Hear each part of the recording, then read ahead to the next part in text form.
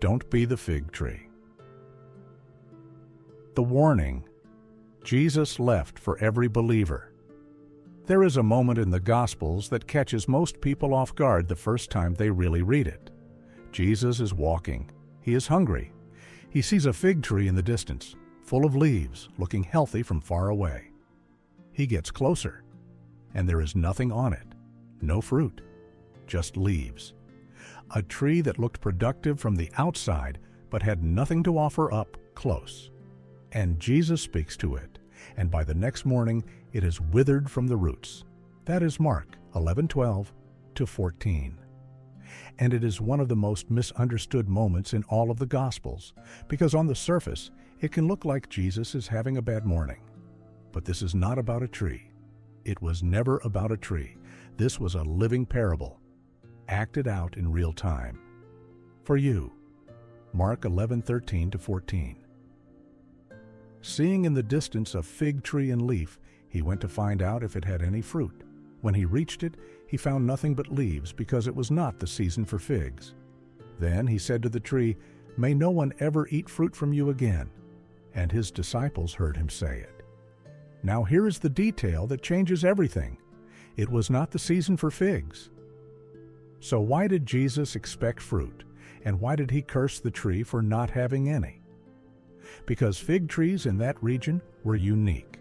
They produced small, edible buds before the leaves came in.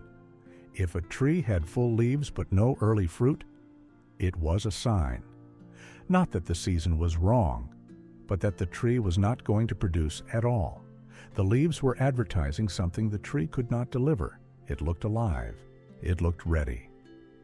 But it was all appearance with nothing behind it. That is the warning. And it is aimed directly at the heart of anyone who calls themselves a follower of Jesus. This moment happens right after Jesus entered Jerusalem to crowds, waving palm branches and shouting his name, right before he walked into the temple and overturned the tables of the money changers. He was surrounded by religious activity everywhere he looked, people performing, people going through the motions, temples full of business dressed up as worship. The fig tree was not random. It was a picture of exactly what he was seeing. Religion that looks full and alive from a distance, but up close, when you get past the leaves, there is nothing there. No fruit, no genuine transformation, no real connection to the vine. And Jesus is asking, is that you? Not to condemn you, but to wake something up. Because a tree that produces no fruit is not fulfilling the purpose it was created for. And our Father designed you for so much more than a life full of leaves.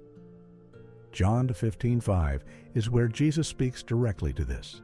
He says, "I am the vine, you are the branches.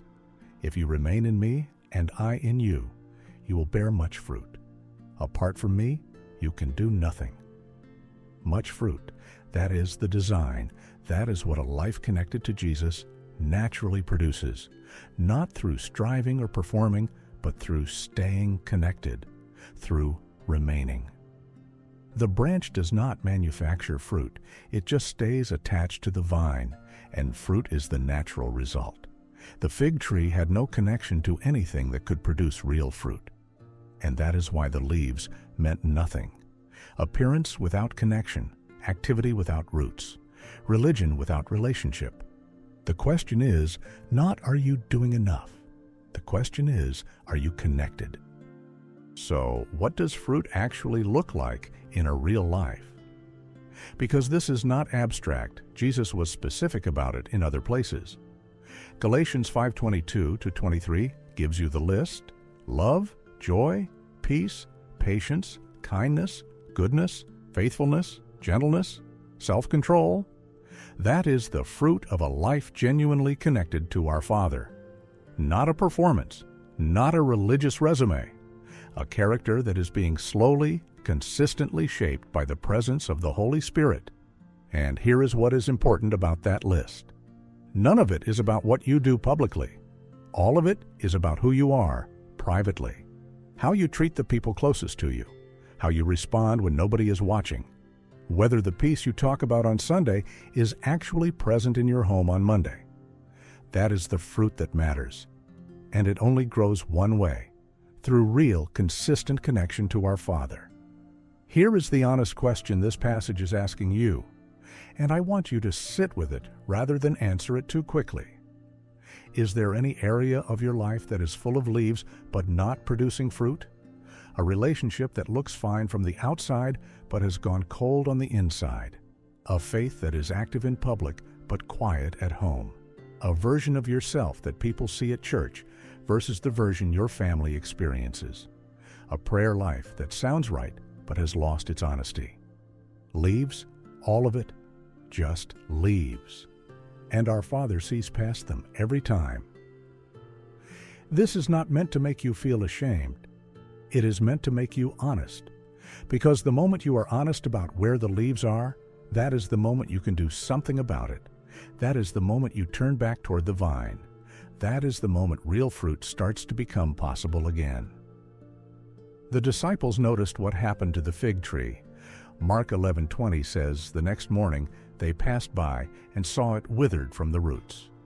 Peter points it out to Jesus, and Jesus does not explain the symbolism. He moves straight into a teaching about faith and prayer, because the point was already made. They had seen it, the tree that looked alive but was not, the leaves that promised something they could not deliver. Do not be the fig tree, not because you are afraid of consequences, but because you were created for more than leaves.